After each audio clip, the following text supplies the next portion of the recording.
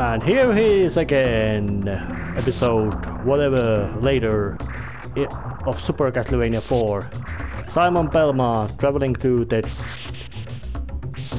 dungeons of Castlevania itself, a location known from being both hostile and unfriendly.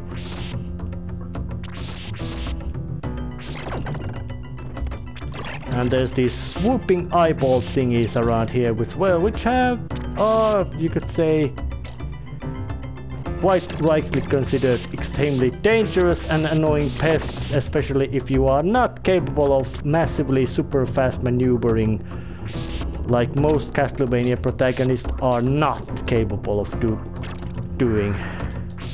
And of course, environmental hazards are completely do not exist for the enemies, which except of course if there would be a moment for to actually kind of strike and make them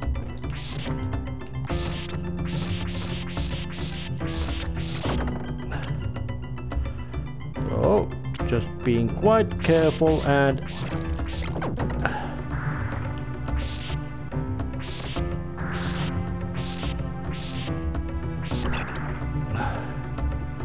avoiding the deathly spikes. And luckily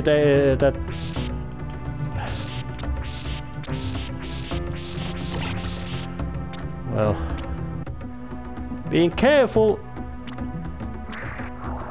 about where you're going is always a good idea.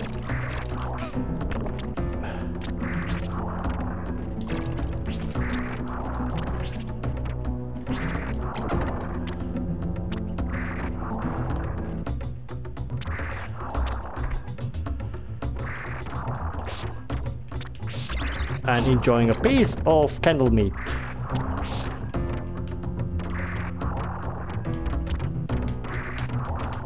Yeah, big whippy spin doesn't do the whip spin, or whatever word you want to use, does not do that much damage as basic swing, which of course might be a reason why.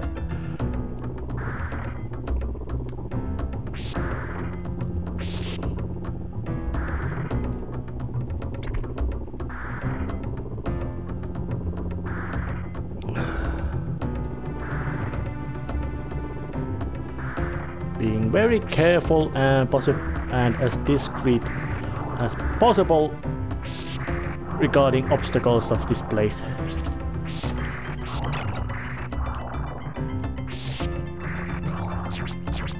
And these spikes do not drop so that you would fall into them. They drop as you walk by them. So if you just basically walk through as fast as possible, you can actually get through them just fine. You could say slightly more in line of cosmetic danger than real gameplay hazard. Although never underestimate even any perils in Castlevania. And a tasty piece of wall meat. Yep, Simon Belmont has very sturdy digestion.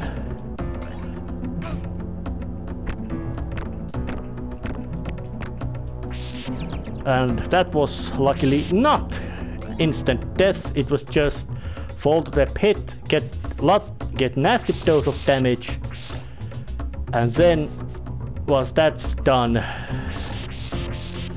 then you get to the next part. I hope that I have actually gotten to the checkpoint. And having the Medusa heads.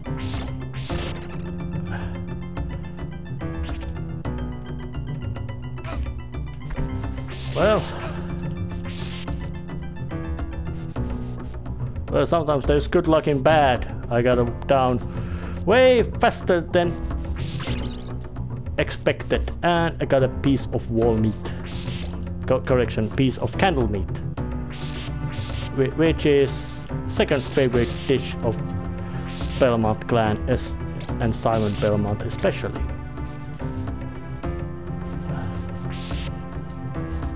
But the amount of perils is quite big and quite understandable. And if I remember right, the red spot in the floor was ladder or stairs was something that, yep, it's gonna break if you jump on that, so you have to do the walking over there. And of course they just give you an invulnerability just when you don't really need it. And it also remains usable just so ridiculously short amount of time that there's just very little, you could say, point in it.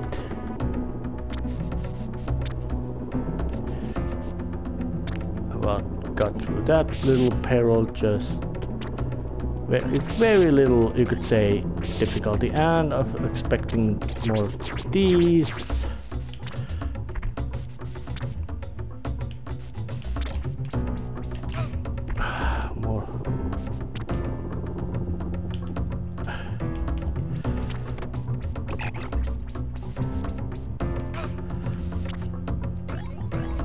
Yeah, that's quite typical Castlevania thing. You expect one peril to strike, do very smart, reasonable move to avoid it, and then a completely unrelated peril strikes.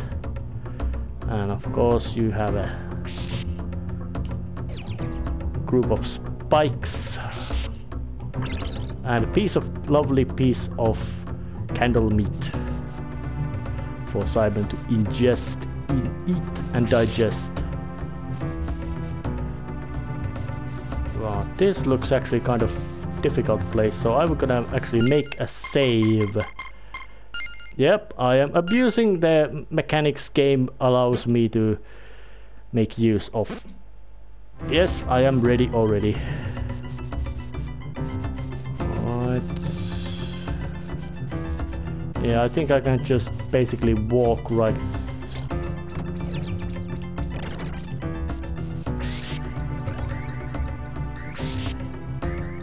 I feel I can just basically walk through that peril once it starts blinking.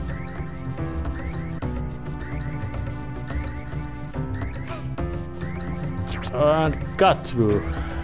There was a spike. And say hello to creature. What the hell just hit me? Well, gotta save, load the save.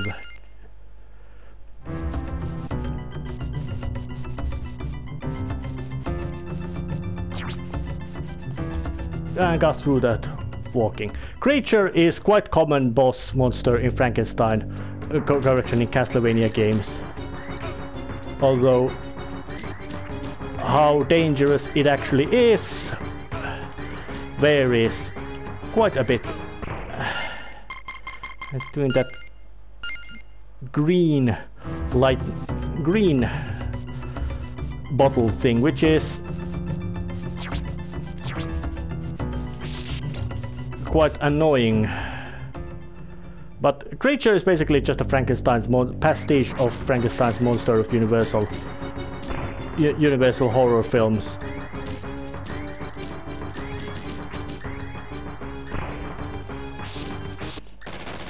And he went down quite fast.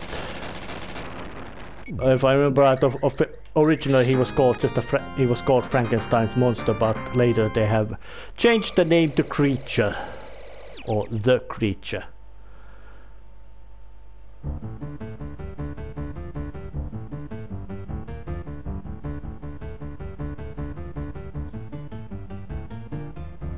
But got through the dungeons, and there's still lots of level left. Because now I have arrived into the money vault. And the ghosts which rise up constantly are actually a piece of mobile piece of background. So they don't basically do much. They actually don't do anything dangerous, and they even don't stop if you put the game to a pause. So they are just an atmospheric piece of background. Although I do say that they do work. And of course,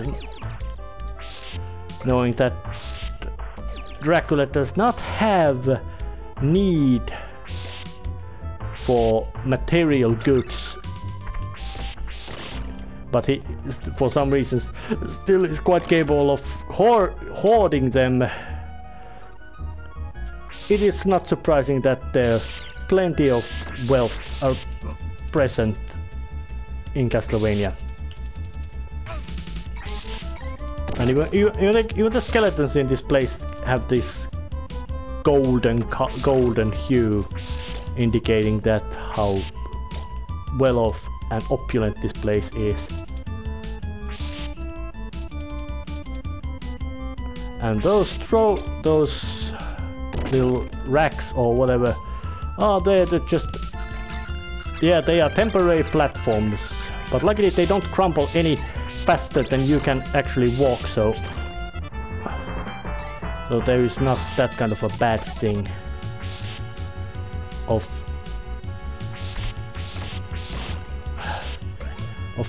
failing to go there. And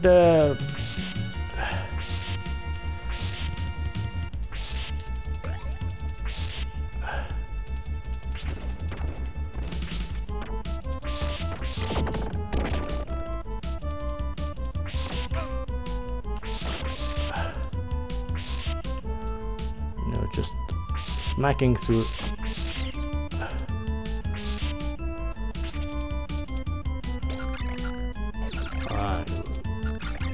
Walking through all these little, and that was a bit close little moment of, there's a big chance of you being knocked off to the pit and knocked off the platform and to the death pit real fast if you do not wipe out the enemies real quick. And this is also, you could say, a first completely new stage in Castlevania, Super Castlevania 4.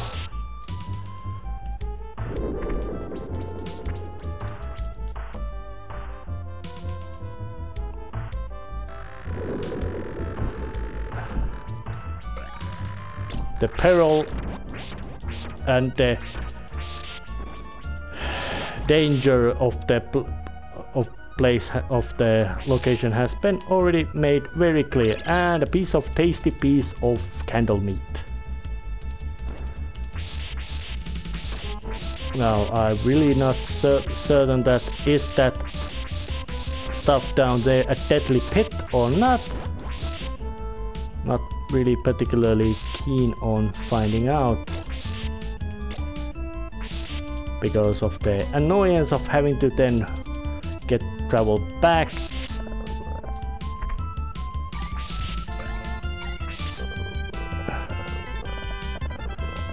Just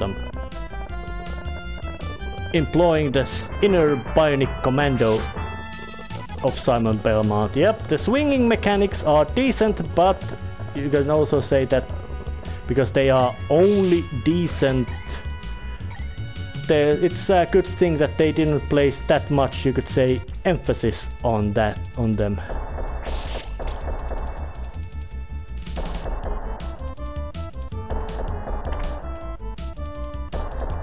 And just walk through that little peril and a little bit of environmental peril of being hauled away, moved by these gusts of wind.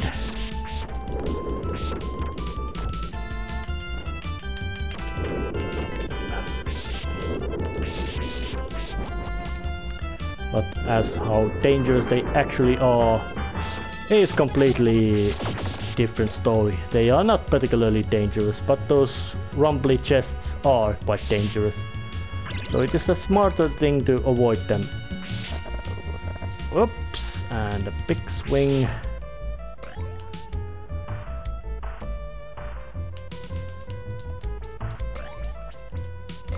And of course, because the stage is the money location, it makes sense that there would be lots of money bags around here as well.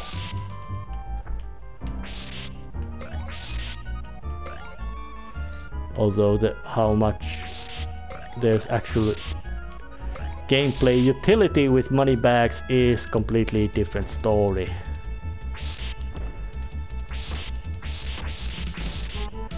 But at least this little platforming gave me a chance to surprise the bone dragon's enemy from a completely sucker punch angle and solve the problem that way.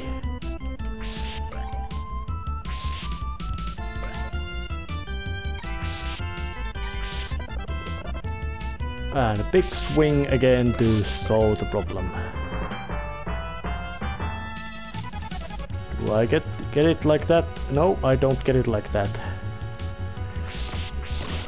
So it has to be done with the old-fashioned way.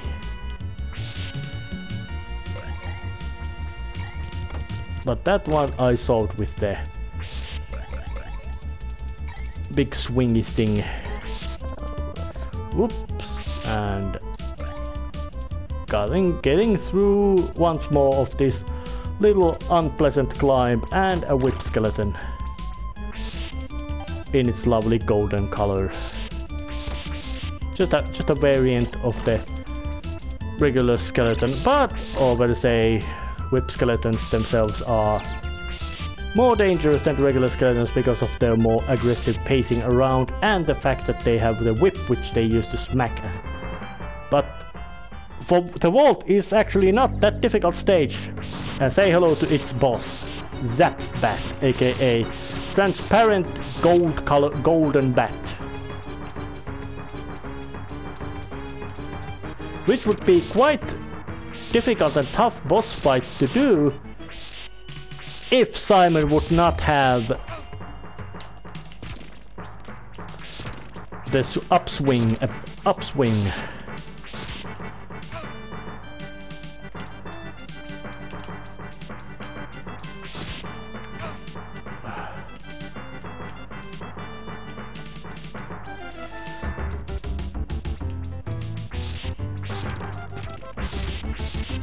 And giving fast swings will actually make it more effective to just strike them.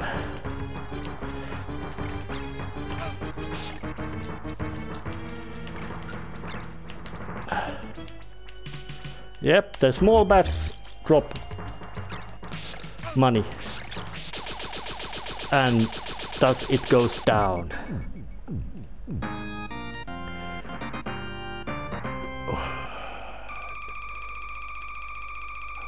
The difficulty of this game does swing about quite a lot in strange ways. But once more a little bit of a cutscene about how to get further.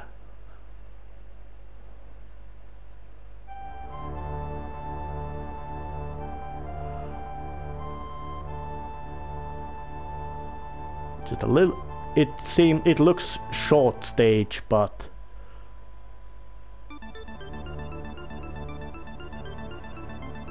now we are entering the clock tower. And it has the famous bloody tears as a theme, showing that yep, now the Castlevania is truly starting the grand phase. And that also ends this episode right here. Got through a couple of stages and that's it. See ya.